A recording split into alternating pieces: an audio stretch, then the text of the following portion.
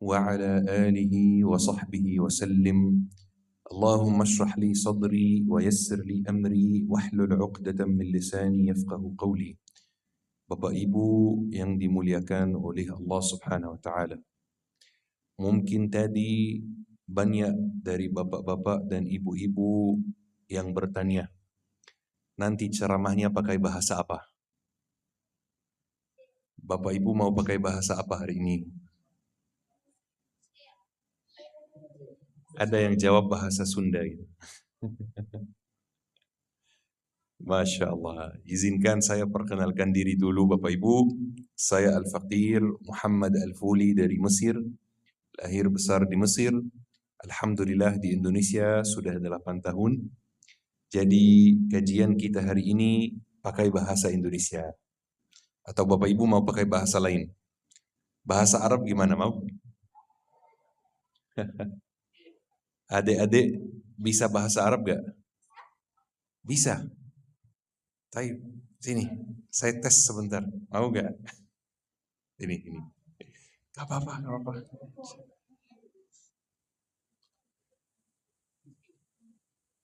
Saya mau tanya satu pertanyaan. Ya, kalau bisa jawab saya kasih hadiah.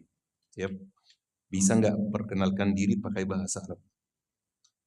Ismi Omar. Bentar. Iya, sudah. Ismi Omar. Masya Allah. Iya. Kamu umruka? Ini. Dari mana? Anamin. Anamin Pekanbaru. Ismi Omar. Anamin Pekanbaru. Masya Allah. Alhamdulillah. Ini artinya nama saya Umar. Saya dari Pekanbaru. Masya Allah. Saya kasih hadiah Umar ya. Masya Allah. Ini untuk Umar. Masya Allah. Sama-sama.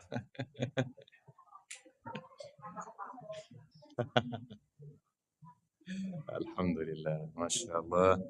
Semoga Umar dan semua adik-adik yang hadir hari ini jadi anak yang hafiz insyaAllah. Amin ya Rabb. Jadi anak yang salih, yang berjasa kepada umat dan kepada orang tuanya. Amin, amin ya Rabbal Alamin. Masya Allah. Bapak Ibu yang dimuliakan oleh Allah Subhanahu wa ta'ala. Bagaimana kabarnya hari ini? Alhamdulillah. Semoga Bapak Ibu semua selalu diberi kesehatan dan diperlancar urusannya oleh Allah Subhanahu wa ta'ala. Semoga Bapak Ibu semua disehatkan badannya. Semoga Bapak Ibu semua hutangnya lunas insyaAllah. Amin, amin ya Rabbal Alamin. Bapak Ibu, Alhamdulillah wa syukrulillah, kita hari ini bertemu di rumah Allah Subhanahu wa ta'ala. Ini sebuah kesempatan yang tidak diberikan kepada semua orang. Ya, di luar sana, di luar masjid, banyak sekali orang yang tidak datang ke masjid. Kadang-kadang kita mengira bahwa kita datang ke masjid atas kehendak kita sendiri. Kita mau datang ke masjid, jadi kita datang ke masjid. Ini kurang tepat. Kita datang ke masjid karena kita dipanggil oleh Allah Subhanahu wa ta'ala. Orang yang datang ke masjid itulah yang dipanggil oleh Allah. Orang yang tidak datang ke masjid, dia belum dipanggil oleh Allah Subhanahu wa ta'ala. Maka bergembiralah hari ini Bapak Ibu dipanggil oleh Allah Subhanahu wa ta'ala untuk datang ke rumahnya. Masya Allah. Bapak Ibu, sebelum kita mulai, ada satu hal yang perlu kita sepakati dulu. Ya, Rasulullah sallallahu alaihi wasallam bersabda, "Innamal a'malu binniyat." Masya Allah, banyak yang hafal hadisnya. Innamal a'malu binniyat wa innama likulli imri'in ma nawa. Masya Allah, ada yang hafal kelanjutannya juga. Hadis ini Bapak Ibu artinya adalah sesungguhnya setiap amalan itu tergantung niatnya. Dan setiap orang mendapatkan balasan sesuai apa yang dia niatkan. Masya Allah. Hadis ini bukan hadis biasa. Kenapa? Karena hadis ini dinilai oleh para ulama sebagai sepertiga agama. Perhatikan Bapak Ibu, kalau ada orang yang mau mempelajari ilmu agama Islam itu, butuh puluhan tahun. Butuh banyak sanad, banyak ijazah dan lain-lain. Kalau antum mempelajari hadis ini saja, hadis niat, antum sudah mempelajari sepertiga agama Islam. sepertiga ilmu syar'i. Ini kata para ulama. Satu hadis setara dengan sepertiga agama Islam. Masya Allah, tabarakallah. Kenapa? Karena hadis ini merupakan pondasi agama Islam. Saya kasih contoh Bapak Ibu. Ada satu orang yang mau berangkat umrah. Ya, dia ada niat untuk berangkat umrah, pengen berangkat umrah, pengen mengunjungi rumah Allah Subhanahu Wa Taala, Baitullah. Tapi dari segi ekonomi dia belum mampu. Tapi dia ikhtiar dan doa. Setiap hari dia nabung, setiap hari dia berdoa kepada Allah agar dia bisa berangkat umrah. Qadarullah, ajalnya datang sebelum dia bisa berangkat umrah.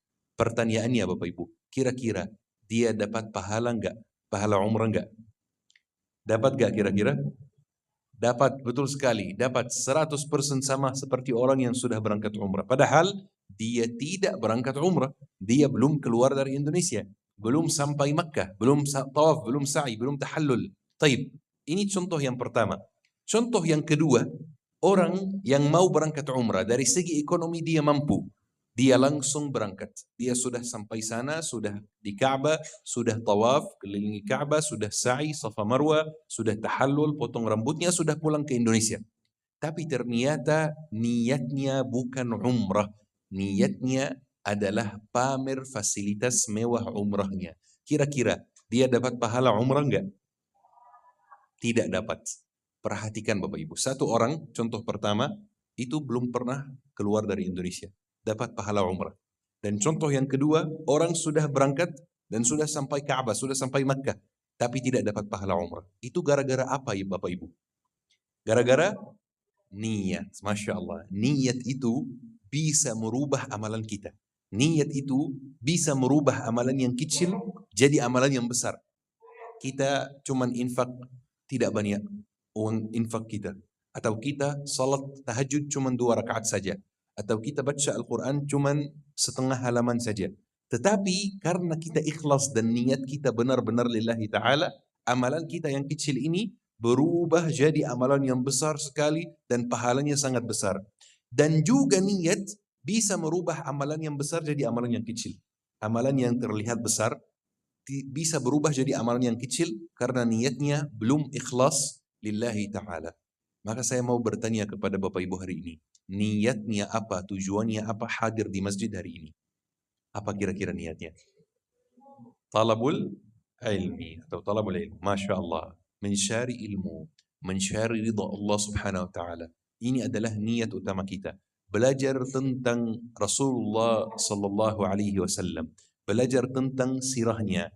Merayakan dan memperingati maulidnya. Ini adalah niat kita hari ini. Jangan sampai kita ada niat duniawi yang lain.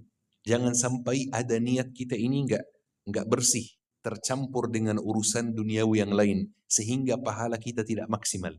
Mungkin kita hadir di satu majlis, dengar ceramah yang sama, di waktu yang sama, tapi niat kita berbeda.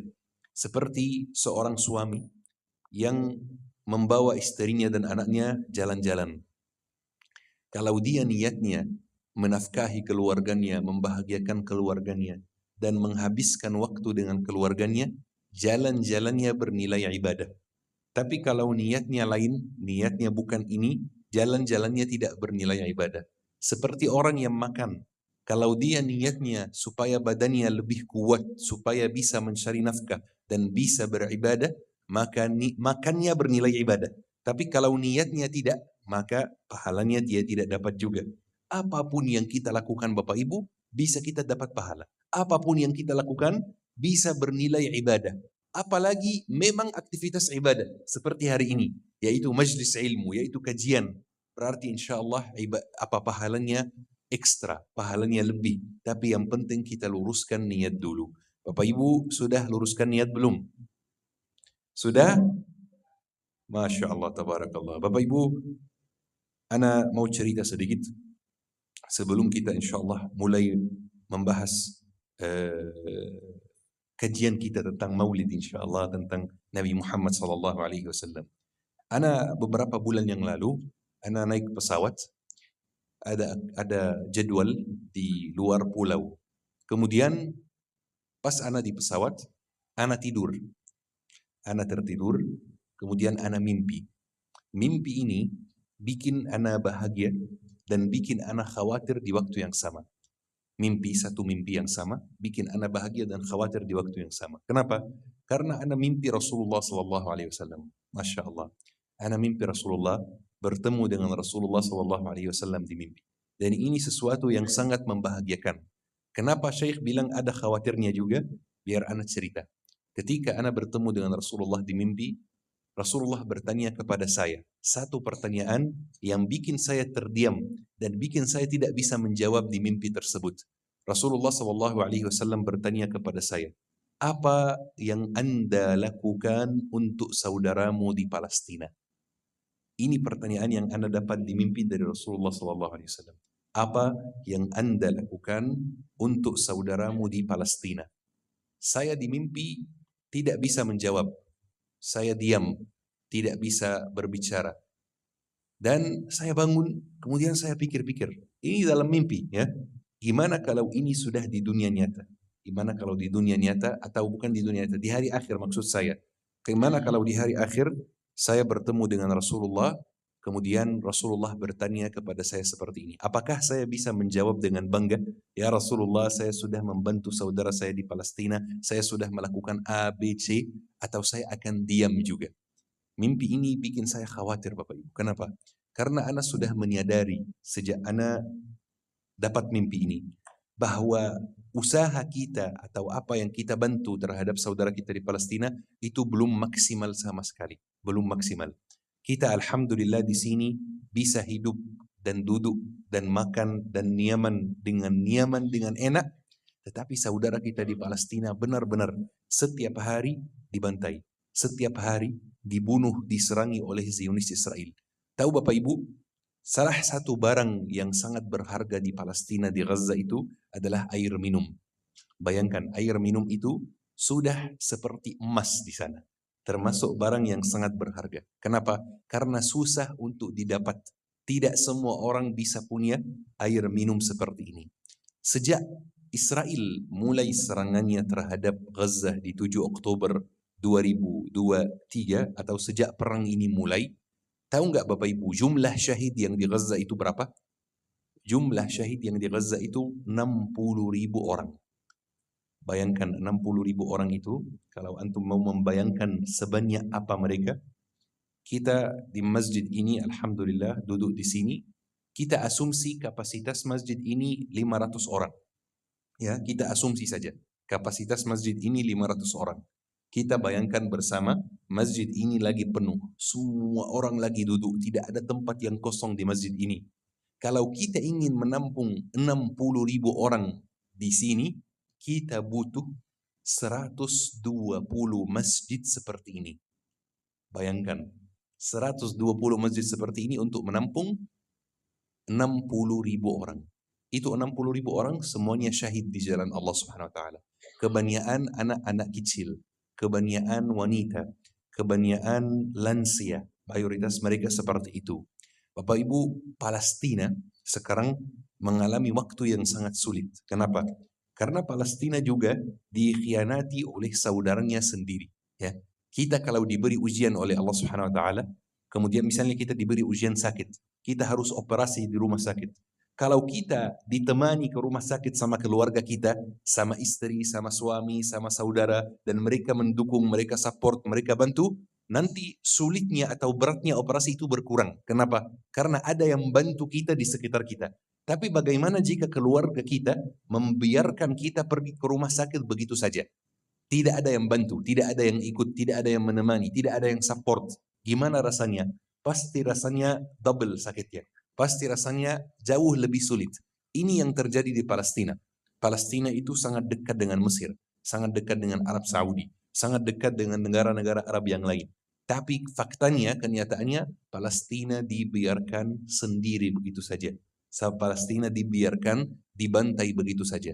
Dibiarkan berjuang sendiri. Saudaranya di Mesir, di Arab Saudi, di Yordania bisa minum dan makan dengan sangat nyaman, dengan sangat mudah, tapi orang Gaza kelaparan. Banyak sekali orang Gaza yang mati kelaparan sekarang. Sampai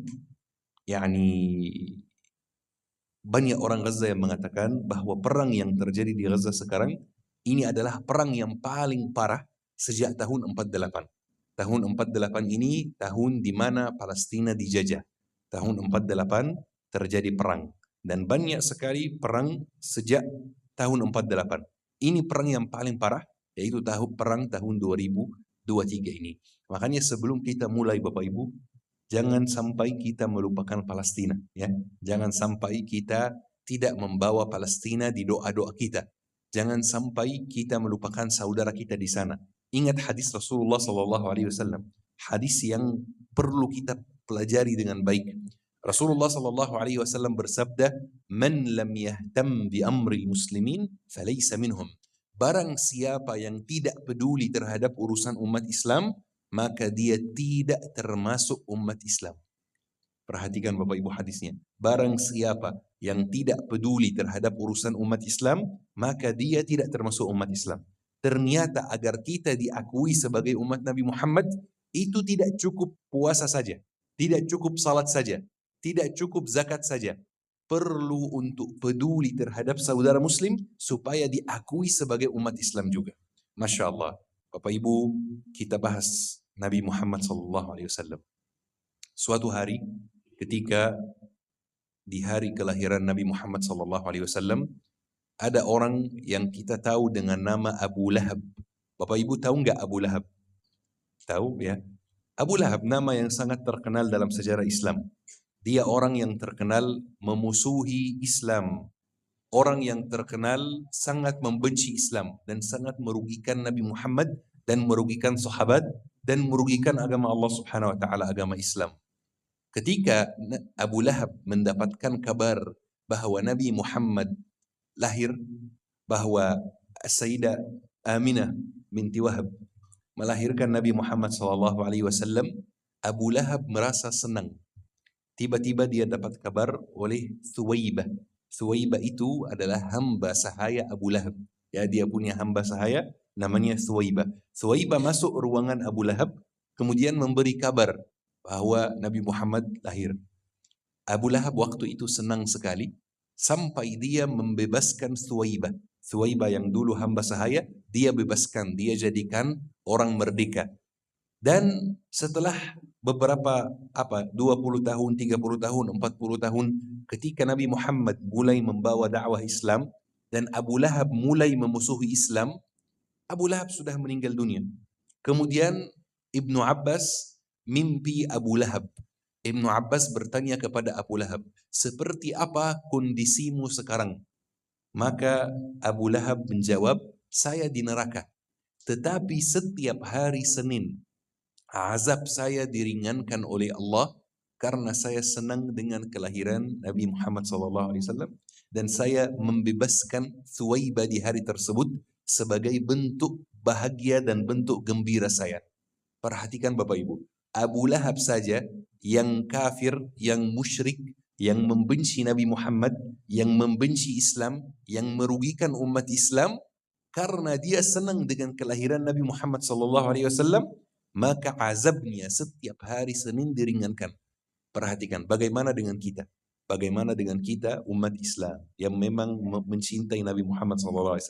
Yang memang salat 5 waktu seperti yang Allah perintahkan, seperti yang Rasulullah ajarkan. Bagaimana dengan kita yang mengikuti jejak Nabi Muhammad SAW. Bagaimana jika kita senang dengan kelahiran Nabi Muhammad SAW. Senang dengan maulidnya.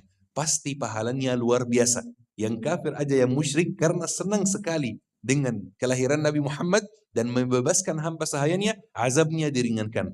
Berarti kalau kita senang dengan kelahiran Nabi Muhammad, insya Allah derajat kita ditinggikan oleh Allah Subhanahu wa Ta'ala. Masya Allah. Bapak Ibu, di hari kelahiran Nabi Muhammad SAW, ada satu amalan yang kita selalu melupakan, yang kita selalu lupakan. Satu amalan yang kita selalu tinggalkan di zaman kita ini. Amalan yang kata Rasulullah SAW, ini amalan yang paling berat di timbangan. Satu amalan sangat berat di timbangan. Tidak ada amalan lain yang mengalahkannya di timbangan. Kata Rasulullah SAW, "Ma min syai'in athqalu fil mizan min husnil khuluq." Tidak ada amalan yang lebih berat di timbangan kecuali akhlak yang baik. Perhatikan Bapak Ibu. Rasulullah tidak bilang puasa sunnah. Rasulullah tidak bilang tahajud. Rasulullah tidak bilang yang amalan-amalan yang lain. Amalan yang paling berat di timbangan kita di akhirat adalah akhlak yang baik. Rasulullah sallallahu alaihi wasallam juga bersabda, "Innal 'abda la yablughu bi husni khuluqihi darajat as-sha'im al-qa'im." Seorang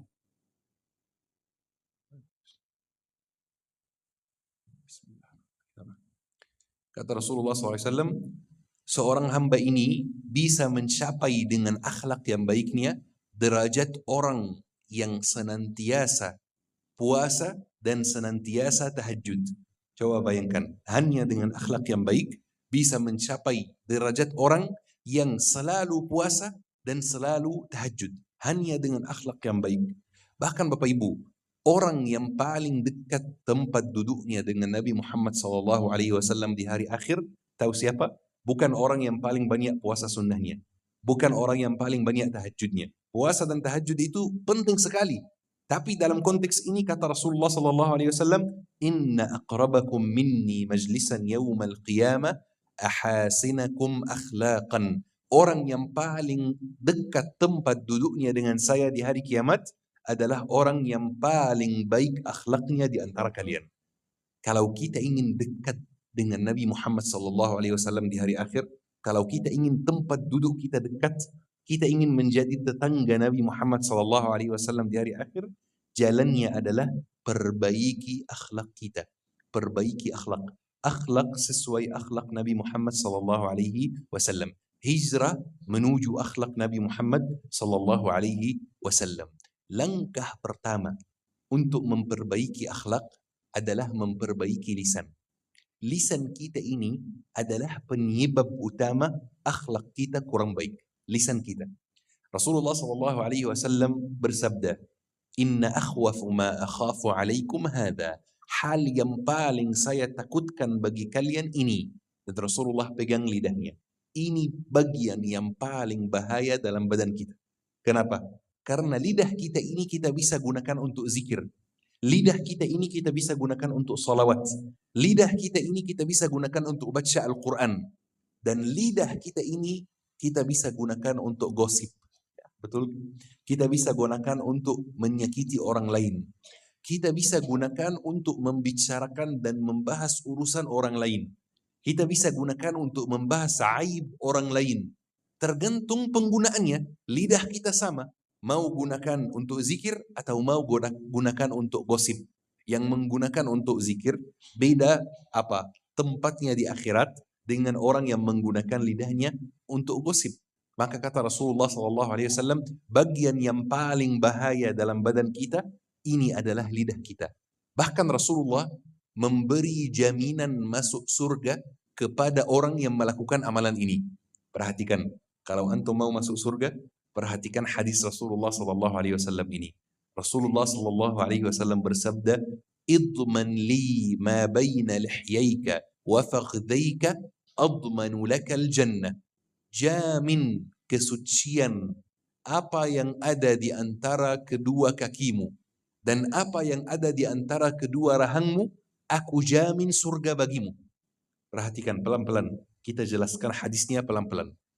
Kata Rasulullah SAW, jaga kesucian apa yang ada di antara kedua kakimu. Apa itu kira-kira? Kemaluan. Ya, jaga kesucian kemaluan dan jaga kesucian apa yang ada di antara kedua rahangmu. Apa itu yang ada di antara kedua rahang kita?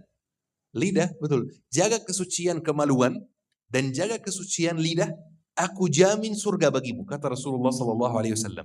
Maksudnya apa jaga kesucian kemaluan? Maksudnya jangan mendekati yang non-mahram. Jangan sampai kita ada hubungan dengan wanita yang non-mahram. Jangan sampai kita pacaran. Jangan sampai kita ada hubungan dengan pria yang non-mahram. Jangan sampai kita chatting lawan jenis tanpa tujuan yang jelas. Kalau ada tujuan yang jelas tidak ada masalah, seperti jual beli, belajar mengajar dan lain-lain. Tapi kalau tidak ada tujuan yang jelas, jangan sampai kita melakukannya. Kata Rasulullah SAW, jaga kesucian kemaluan dan jaga kesucian lidah, tidak membahas urusan orang lain, tidak gosipin orang lain, tidak menyakiti orang lain, aku jamin surga bagimu, kata Rasulullah sallallahu alaihi wasallam. Dan ketika Rasulullah sallallahu alaihi wasallam menggunakan kata jamin, ini tidak berlebihan. Ini benar-benar jamin. Orang yang bisa menjaga dua tempat ini, maka insya Allah surga dijamin bagi dia. Bapak Ibu, ada satu cerita yang ana selalu sampaikan dalam kajian-kajian saya. Cerita ini cerita yang terjadi di zaman Rasulullah sallallahu alaihi wasallam. Cerita ini ana sebut dengan cerita horor. Emang ada horor di zaman Rasulullah? Ada. Nanti Bapak Ibu bakal tahu sendiri bagian horornya di mana. Ya, cerita ini sudah ana sampaikan ratusan kali. Tapi setiap kali ana menyampaikannya, ana merasa khawatir dan takut. Kenapa? Cerita ini penting sekali, khususnya buat ibu-ibu. Ya, penting buat kita semua. Tapi khususnya buat ibu-ibu. Kenapa? Karena memang cerita ini tentang wanita. Ada seorang wanita yang tinggal sezaman dengan Rasulullah sallallahu alaihi wasallam. Dia tinggal di Madinah di zaman Rasulullah sallallahu alaihi wasallam. Wanita tersebut merupakan ahli ibadah. Jadi terkenal sekali dengan ibadahnya yang luar biasa. Ibadahnya Masya Allah, tidak pernah ditinggalkan. Ahli ibadah, benar-benar ahli ibadah. Jarang meninggalkan zikir, jarang meninggalkan doa, jarang meninggalkan salawat, jarang meninggalkan baca Al-Quran, jarang meninggalkan kajian. Luar biasa ibadahnya, Masya Allah. Wanita itu meninggal dunia di zaman Rasulullah. Maka para sahabat mensalatkan wanita tersebut di Masjid Nabawi. Salat jenazah. Mereka sudah mensalatkan wanita tersebut. Kemudian ada 3 sahabat yang berkumpul duduk-duduk di depan Masjid Nabawi. Salah satu dari sahabat tersebut mengatakan, wanita ini pasti di surga. Dia mengatakan seperti ini. Kenapa?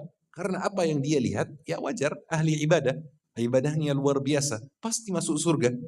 Kebetulan Rasulullah SAW mendengar ucapan sahabat tersebut. Dan Rasulullah meluruskan. Kata Rasulullah, la hiya finnar. Tidak, wanita itu yang barusan meninggal dunia, tempatnya di neraka. La ilaha illallah. Bayangkan kagetnya para sahabat. Mungkin Bapak Ibu juga kaget ya. Kan kata Syekh ahli ibadah, kok dia bisa masuk neraka? Apa kira-kira kesalahan dia? Apa kira-kira yang dia lakukan? Perhatikan jawaban Rasulullah SAW. Perhatikan dosa apa yang dia lakukan yang bisa membawa dia ke neraka, walaupun dia ahli ibadah. Dan ini bagian horornya. Ini bagian yang menakutkan. Kata Rasulullah SAW, tolong ibu-ibu perhatikan, wallahi penting sekali. Kata Rasulullah SAW, kana laha jara tu'dhiha bilisaniha. Dia punya tetangga yang dia sakiti pakai lidahnya. La ilaha illallah. Punya tetangga, atau punya saudara, atau punya ipar, ya, atau punya bertua, atau punya teman yang dia sakiti pakai lidahnya, mengeluarkan kata-kata yang menyakiti hati tetangganya, atau saudaranya, atau keluarganya, atau kerabatnya. Dia ghibahin tetangganya, dia gosipin tetangganya, dia membahas hal-hal yang tidak baik tentang tetangganya, dia membahas aib tetangganya. Tetangganya punya aib misalnya, ya, kita lihat tetangga kita ini, mereka ada aib di rumah tangga mereka, suaminya gimana, istrinya gimana, anaknya gimana. Kita bahas aib mereka bersama orang lain, kita bahas kekurangan mereka bersama orang lain. Ini alasan wanita tersebut masuk neraka walaupun dia ahli ibadah. Tapi mungkin juga ada yang penasaran dari Bapak Ibu, Syekh, dia kan berdosa, tapi dia juga berbuat baik. Kenapa dia sampai masuk neraka? Kenapa enggak seimbang gitu ya? Kan dia ahli ibadah dan dia pendosa juga. Kenapa enggak seimbang? Kenapa enggak masuk surga? Anak kasih alasannya Bapak. Dalam Islam, jenis dosa itu tidak sama. Dosa yang kita lakukan itu tidak sama semuanya. Ada 2 jenis dosa dalam Islam. Dua-duanya sangat berbeda. 2 jenis dosa. Dosa apapun yang kita lakukan pasti masuk salah satu kategori tersebut. pasti masuk salah satu jenis dua dosa tersebut. Jenis yang pertama adalah dosa terhadap Allah Subhanahu wa taala. Dosa terhadap Allah. Jenis yang kedua adalah dosa terhadap hamba Allah. Perhatikan bedanya Bapak Ibu ya. Jenis yang pertama dosa terhadap Allah Subhanahu wa taala. Jenis yang kedua dosa terhadap hamba Allah. Maksudnya apa Syekh? Maksudnya jenis yang pertama ini dosa yang terjadi antara kita dan Allah, tidak melibatkan pihak ketiga. Sementara jenis yang kedua melibatkan pihak ketiga. Ada orang pihak ketiga yang dirugikan. Anak kasih contoh, Bapak Ibu jawab sendiri. Kalau orang telat salat, ini dosa terhadap Allah atau dosa terhadap hamba Allah? Terhadap Allah, betul. Kenapa? Karena tidak ada pihak ketiga. Tidak ada orang yang dirugikan dengan dosa tersebut. Dosa antara kita dan Allah Subhanahu wa taala. Baik. Orang yang jarang buka Al-Quran, hanya membuka Al-Quran di bulan Ramadan saja, sepanjang tahun meninggalkan Al-Quran. Ini dosa terhadap Allah atau terhadap hamba Allah? Terhadap Allah, betul. Kenapa? Karena tidak ada pihak ketiga yang dirugikan. Ya, tidak ada pihak ketiga yang dilibatkan. Taib. Orang yang gosipin saudaranya, ini dosa terhadap Allah atau terhadap hamba Allah? Hamba Allah, betul. Kenapa? Karena ada pihak ketiga yang dirugikan. Ada orang yang kita bahas. Ada orang yang kita libatkan. Taib. Kita marahi dan mencaci maki saudara kita. Ini dosa terhadap Allah atau terhadap hamba Allah? Terhadap hamba Allah. Kenapa? Karena ada pihak ketiga yang dirugikan. Ada orang yang dilibatkan. Taib. Syekh, bedanya apa Syekh? Kan ujung-ujungnya istighfar taubat selesai diampuni? Enggak. Ini bedanya. Masalahnya di situ. Cara menggugurkan kedua jenis dosa tersebut berbeda. Kalau misalnya kita ada dosa jenis pertama, mau menggugurkannya, ini ada caranya sendiri. Punya dosa jenis kedua, mau menggugurkannya, ini ada caranya sendiri. Gimana caranya? Jenis pertama, dosa terhadap Allah, cara menggugurkannya sangat mudah. Caranya bagaimana? Bangun di sepertiga malam terakhir, ambil wudhu, salat 2 rakaat, angkat tangan, doa kepada Allah, mohon agar dosanya diampuni. Selesai. Pasti diampuni. Pasti. Sebesar apapun dosanya, pasti diampuni insya Allah jika dari hati, jika niatnya benar-benar taubat nasuha. Terus jenis yang kedua ini yang bahaya. Jenis yang kedua ini harus ada langkah tambahan. Tidak cukup langsung taubat. Apa langkah tambahannya?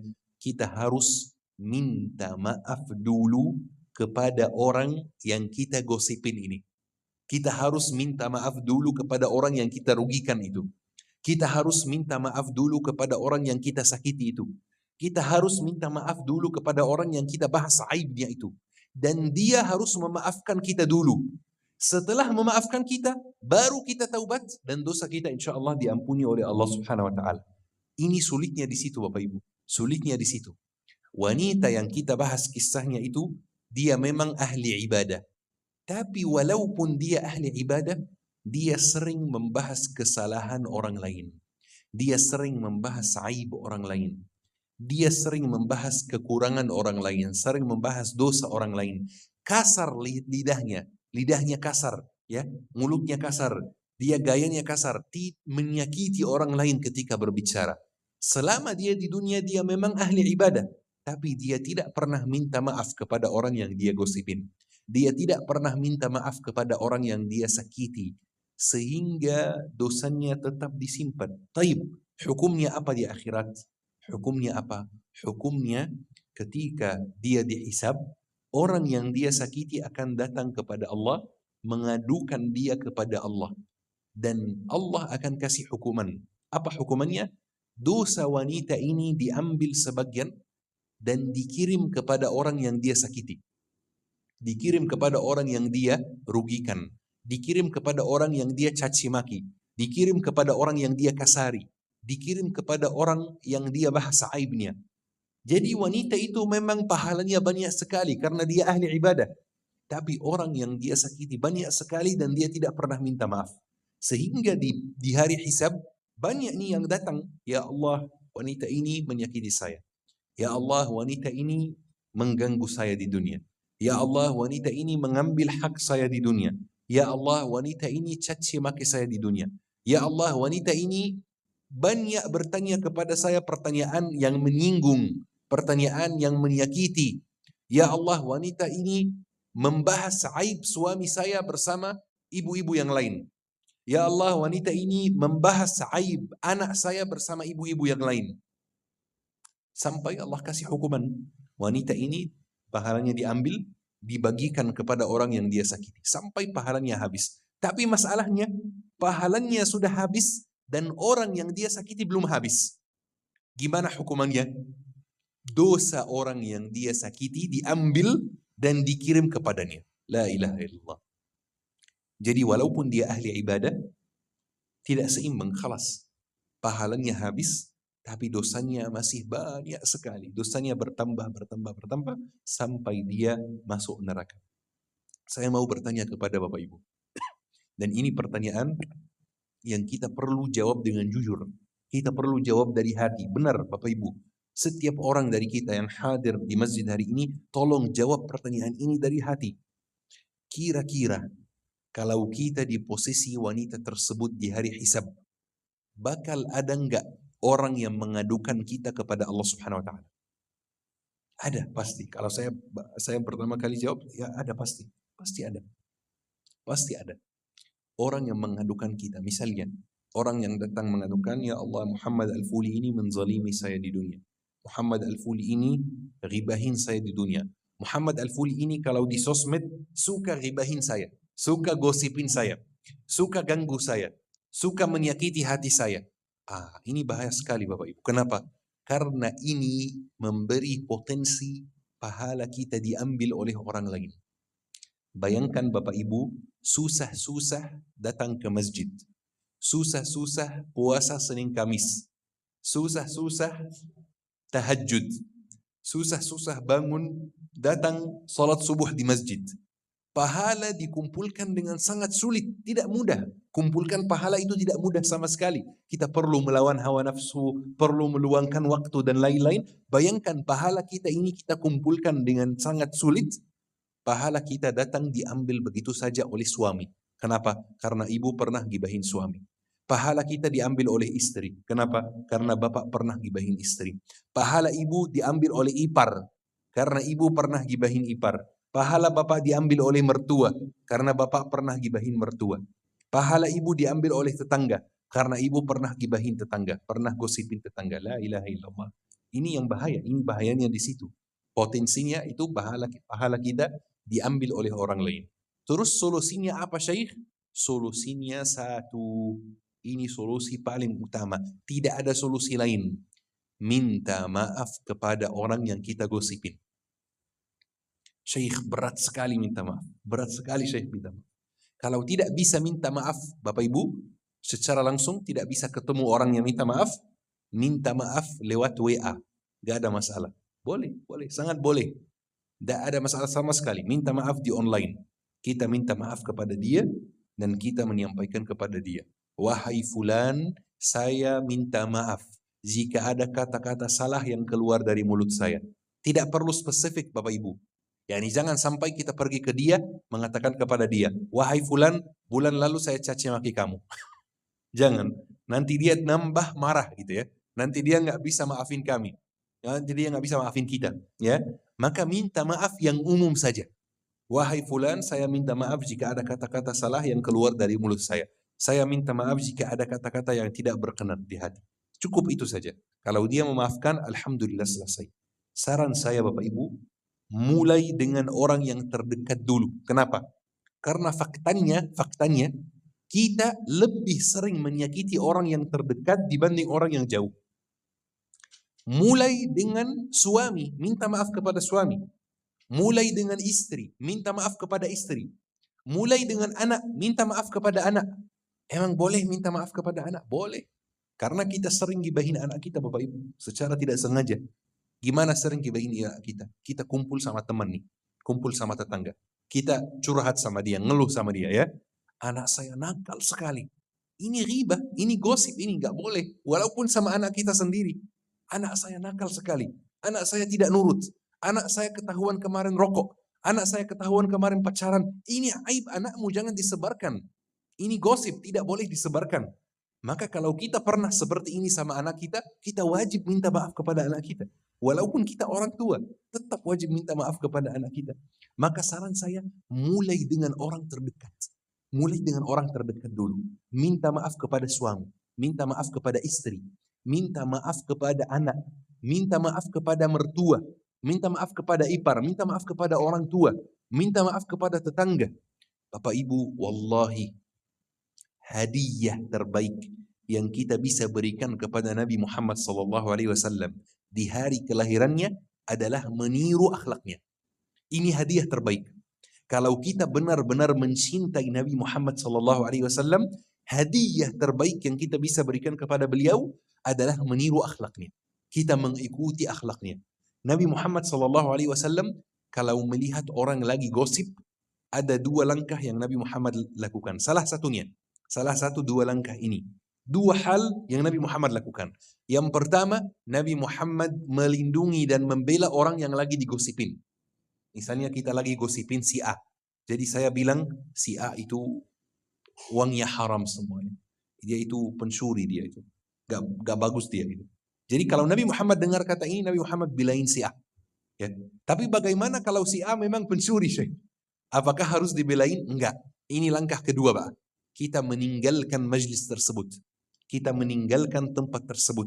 Di mana saudara kita yang itu dighibahin, digosipin seperti ini. Tapi kita tidak boleh duduk di satu majlis di mana saudara kita digosipin, di mana ada gosip, di mana ada ghibah. Ini sangat bahaya Bapak Ibu. Bapak Ibu yang dirahmati oleh Allah Subhanahu wa taala. Satu-satunya jalan adalah minta maaf. Beberapa bulan yang lalu ana di Jakarta. Ana memang domisili Tangerang Selatan, Bapak Ibu. Ya, jadi anak biasanya di sepanjang bulan itu anak safari dakwah, tapi ada satu minggu setiap bulan ini khusus kajian rutin di Jakarta. Jadi salah satu kajian rutin anak di Jakarta, anak topik yang anak angkat adalah ghibah juga. Kemudian setelah selesai kajian, ada seorang ibu yang bertanya kepada saya dan beliau bertanya sambil nangis.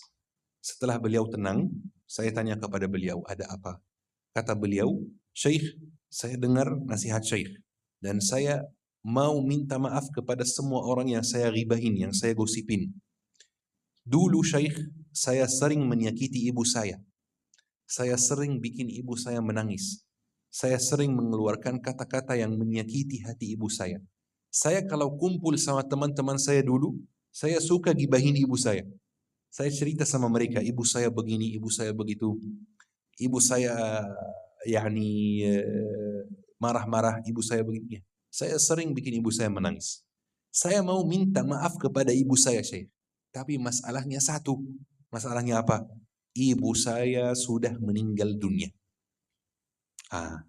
Beliau nangis, wallahi. Karena masih ingat pertanyaan beliau. Kenapa?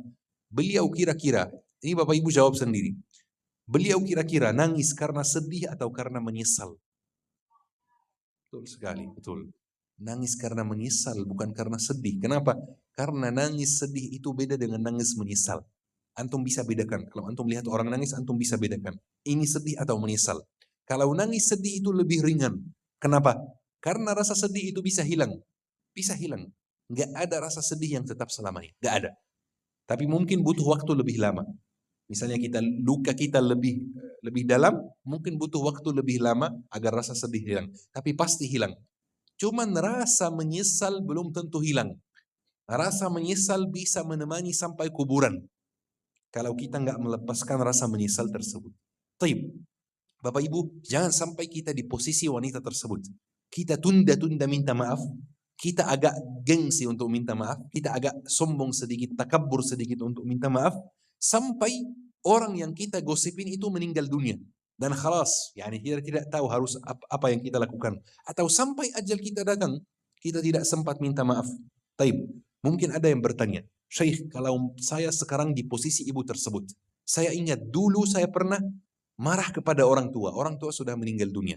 Gimana cara minta maafnya? Syekh, saya dulu ingat, dulu di rumah lama saya pernah bertengkar sama tetangga, saya pernah caci maki dia, saya pernah mengeluarkan kata-kata yang menyakiti dia. Gimana caranya minta maaf? Saya tidak tahu tetangga saya sekarang di mana.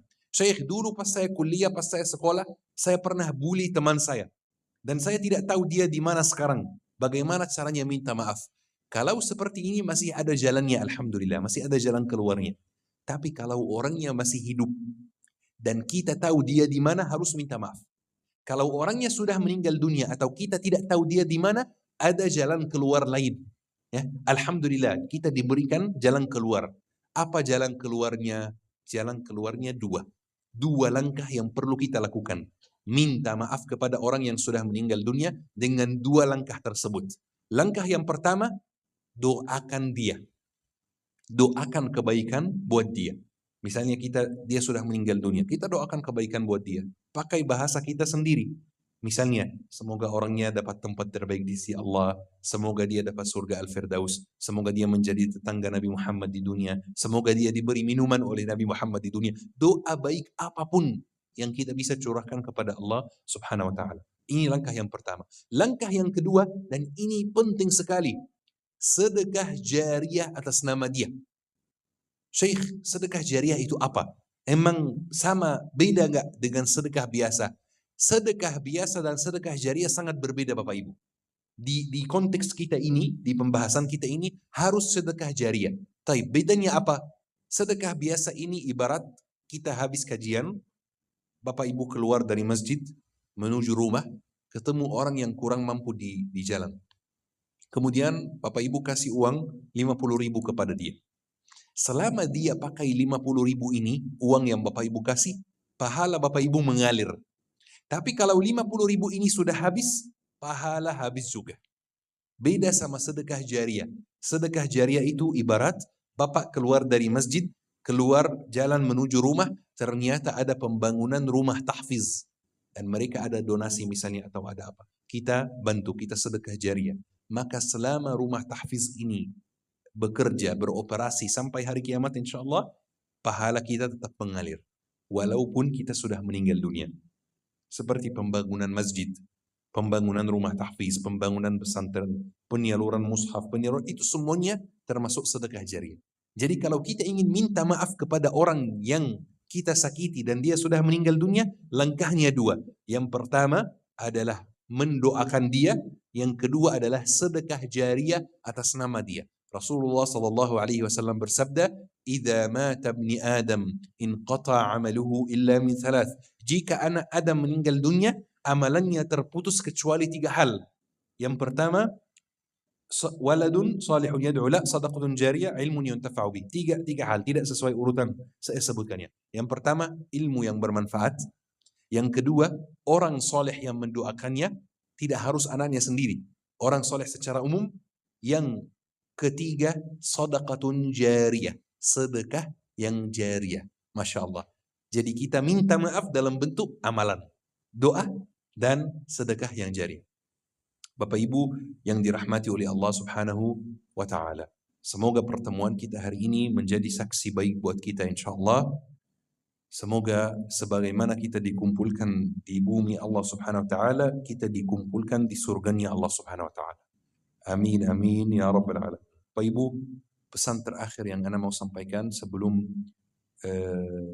Ustaz melanjutkan, hadiah yang kita bisa berikan kepada Nabi Muhammad di hari kelahirannya adalah meniru akhlaknya. Kalau anak kita lagi ulang tahun, lagi hari miladnya, ada yang kasih hadiah kepada anaknya. Ya. Apa kira-kira hadiah yang kita bisa berikan kepada Nabi Muhammad? Meniru akhlaknya. Ini hal yang bakal bikin Nabi Muhammad bangga kepada kita di hari akhir insyaAllah. Meniru akhlaknya. Dan selalu ingat hadis Rasulullah SAW. Inna aqrabakum minni majlisan yawmal qiyamah ahasinakum akhlaqan. Orang yang paling dekat tempat duduknya dengan saya di hari kiamat adalah orang yang paling baik akhlaknya di antara kalian. Perhatikan hatinya dulu. Wallahi jika hati kita bersih, lisan kita bersih, ibadah kita lebih khusyuk. Kadang-kadang kita susah khusyuk karena hati kita belum bersih. mulai salat, Allahu Akbar, baca Al-Fatihah, selesai Al-Fatihah, mulai pikirin cicilan rumah, mulai pikirin cicilan mobil misalnya, atau mikirin urusan belum nikah sampai sekarang, belum punya anak, belum punya rumah, belum punya ini. Ini gara-gara apa? Hati kita belum bersih. Hati kita perlu dibersihkan. Dan langkah pertama untuk membersihkan hati adalah membersihkan lisan. Lisan kita bersih, hati kita bersih, ibadah kita khusyuk, hubungan kita lebih dekat dengan Allah Subhanahu wa taala. Ini jalannya. Mulai dengan lisan dulu. Masya Allah, tabarakallah. InsyaAllah Ustaz Mulia akan melanjutkan setelah ini. Saya mohon maaf jika ada kekurangan, jika ada kesalahan, mohon dimaafkan, mohon dimaklumi. Syukran, wassalamualaikum warahmatullahi wabarakatuh. Assalamualaikum warahmatullahi wabarakatuh. Waalaikumsalam. Izinannya Syekh, ini ada sekelompok orang mengatakan bahwa Maulid Nabi itu bid'ah katanya. Dan yang pertama kali melakukan Maulid Nabi itu Syiah. Bagaimana tanggapan Syekh? Satu. Yang kedua, saya pernah juga mendengar ada yang mengatakan kalau Palestina menang atau merdeka, maka kiamat akan datang. Terima kasih. Assalamualaikum warahmatullahi wabarakatuh. Waalaikumsalam warahmatullahi wabarakatuh. Taib, Masya Allah. Terima kasih banyak atas pertanyaannya. Yang pertama, apakah Maulid Nabi Muhammad SAW bid'ah? Ini kadang-kadang topik yang sering dibahas di musim Maulid Nabi Muhammad SAW. Di sini kita ingin menjelaskan dua poin utama, ya. Yang pertama, kata siapa Nabi Muhammad SAW tidak pernah merayakan maulidnya, ya. Nabi Muhammad SAW pernah merayakan maulidnya, bahkan lebih sering daripada kita. Kita paling merayakan maulid Nabi Muhammad sekali setahun. Sementara Nabi Muhammad SAW merayakan maulidnya setiap minggu, ya. Ketika Nabi Muhammad SAW puasa hari Senin, ditanya oleh para sahabat, kenapa puasa hari Senin? Kata Rasulullah, dzalika yaumun wulidtu fi. Ini hari kelahiranku. Masya Allah, tabarakallah.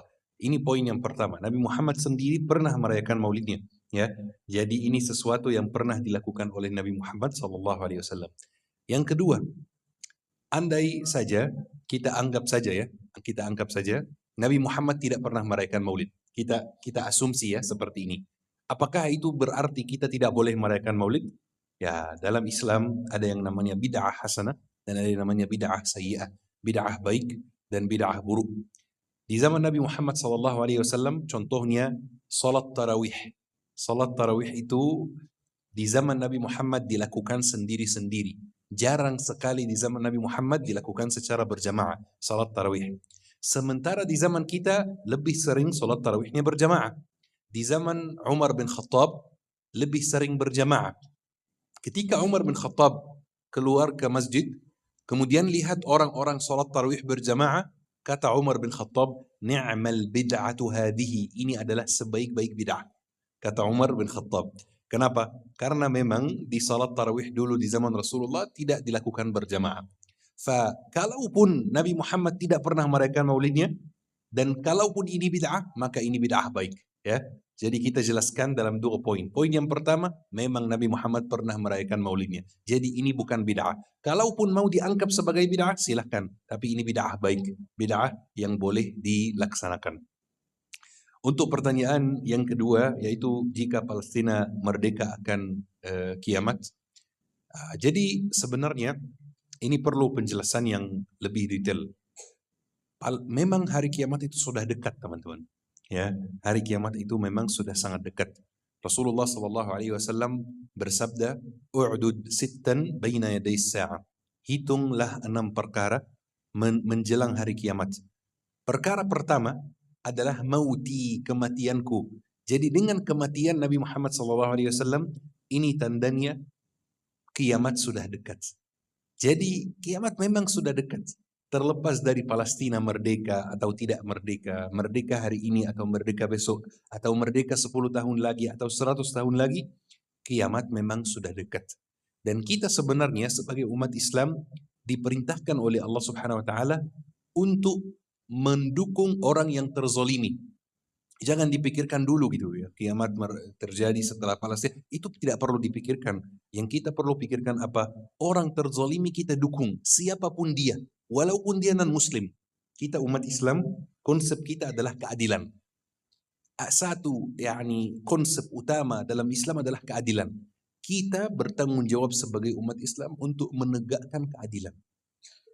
Orang manapun, siapapun yang terzolimi, kita wajib mendukung. Orang muslim dan muslim, orang baik, orang buruk, selama dia statusnya terzolimi, kita mampu untuk mendukung, kita mendukung. Saudara kita di Palestina sekarang dizolimi oleh Zionis Israel, la'natullah. Dan mereka butuh pertolongan kita, maka kita wajib mendukung. Selesai. Ini yang kita perlu pikirkan. Kalau soal kiamat, memang kiamat sudah dekat. Memang kiamat sudah dekat. Lebih baik kita bertanya kepada diri sendiri, apa yang kita siapkan untuk kiamat. Ya, ketika ada satu orang yang datang kepada Rasulullah bertanya kepada dia, mata sa'a, kapan kiamat? Rasulullah menjawab dengan satu pertanyaan lagi, madza a'dattu laha, apa yang Anda lakukan, apa yang Anda siapkan untuk kiamat? Bas, kiamat memang sudah dekat. Yang kita perlu lakukan adalah dua hal. Yang pertama, menegakkan keadilan, mendukung orang yang dizolimi, yaitu saudara kita di Palestina. Yang kedua, siapkan diri untuk kiamat. Siapkan diri kalau kiamat terjadi pas kita hidup, kita siap dari segi amalan. Atau kalau ajal kita datang sebelum kiamat, kita juga siap dengan amalan yang baik. Salat, puasa, sedekah, zakat, zikir, salawat, tahajud, dan yang lain-lain. Tamam? Barakallahu fikum. Semoga jawabannya mudah dipahami. Barakallahu. Siap, Bapak Ibu. Ada satu orang. Masya Allah, silakan.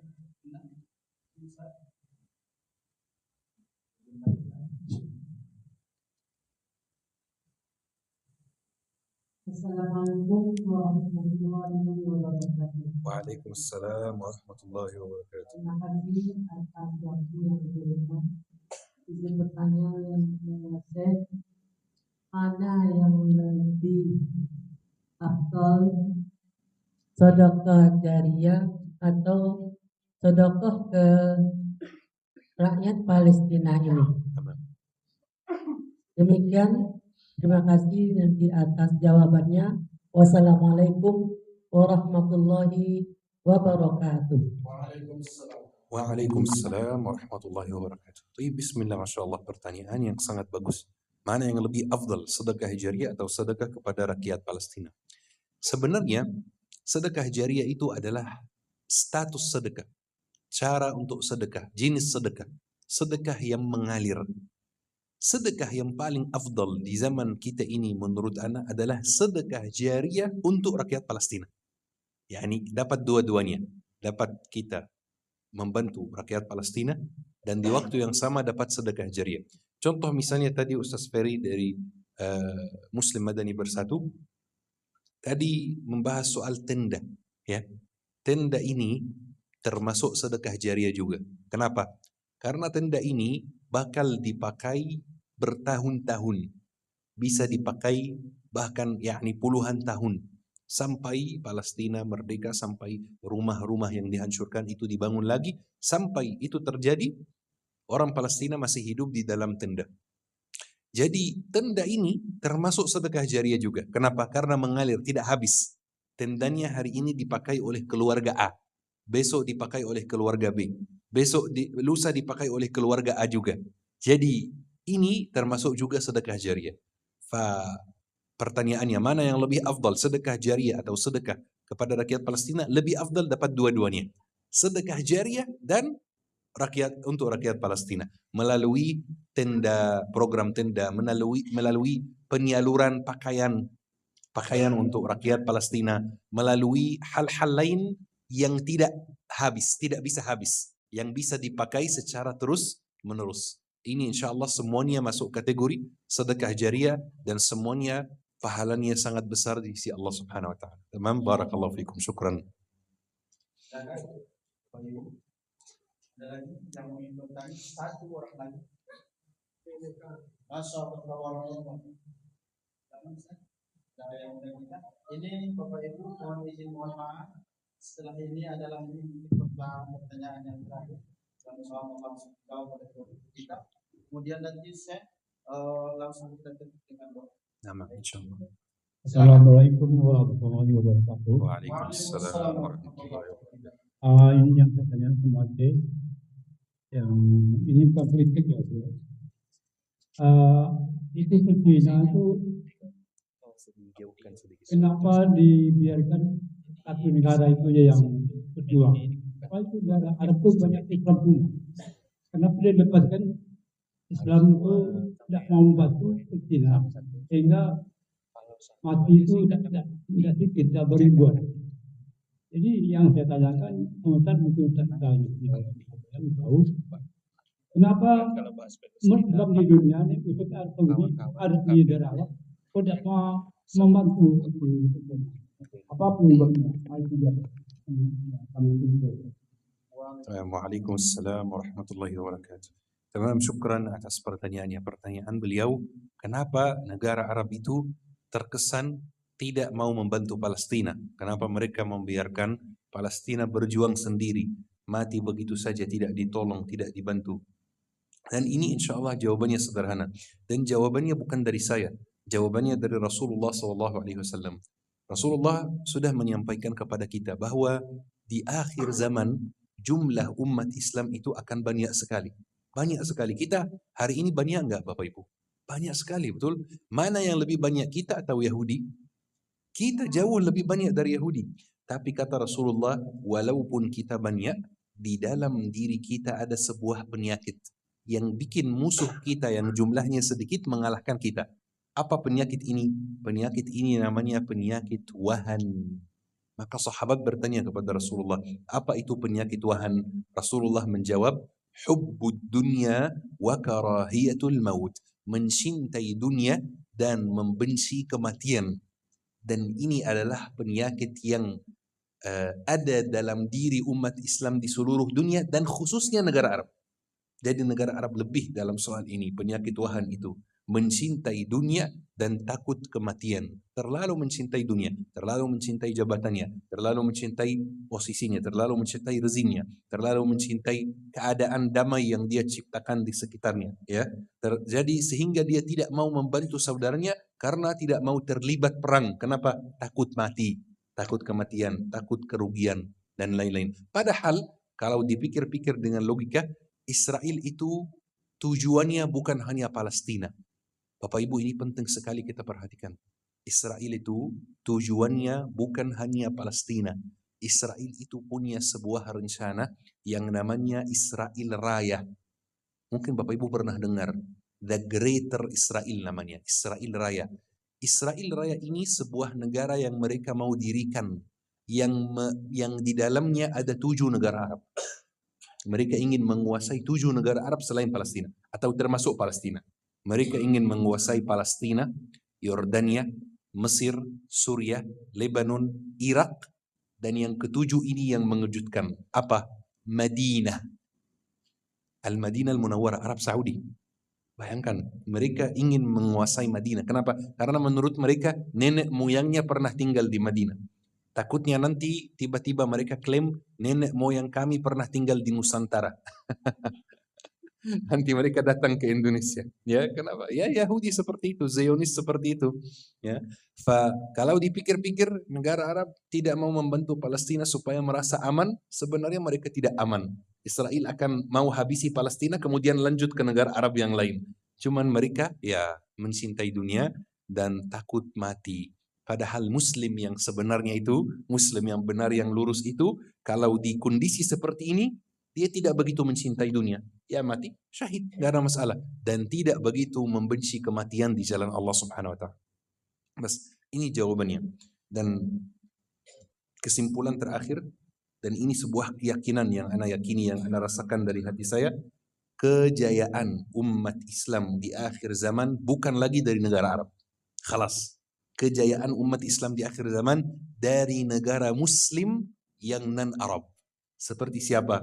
Indonesia, Malaysia, Brunei, Turki, Afghanistan. Kejayaan umat Islam dari negara-negara itu. Khalas. Jangan berharap lagi pada negara Arab. Khalas. sudah terkena penyakit yang melemahkan, yang bikin tidak bisa bergerak lagi. Sementara di negara muslim yang non-Arab masih ada penyakit tersebut sebenarnya, cuman tidak separah sana, tidak separah negara Arab. Bas, ini jawabannya. Semoga insyaallah mudah dipaham. Barakallahu fikum. Syukran.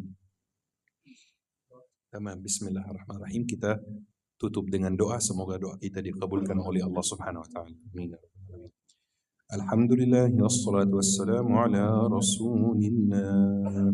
Alhamdulillah ala ni'matil iman. Alhamdulillah ala ni'matil Islam. Alhamdulillah ala ni'matil Quran. Allahumma anfa'na bima 'allamtana wa 'allimna ma yanfa'una wa zidna 'ilma. Allahumma inna nas'aluka al-jannah. اللهم إنا نسألك الجنة. اللهم إنا نسألك الجنة ونعوذ بك من النار. اللهم اشف مرضانا ومرضى المسلمين. اللهم ارحم موتانا وموتى المسلمين. اللهم أعن إخواننا المستضعفين في فلسطين. اللهم أعن إخواننا المستضعفين في المسجد الأقصى. اللهم أعن إخواننا المجاهدين في غزة. اللهم ارزقنا الصلاة في المسجد الأقصى.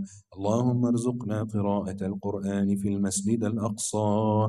اللهم ارزقنا زيارة المسجد الأقصى محررا يا رب العالمين.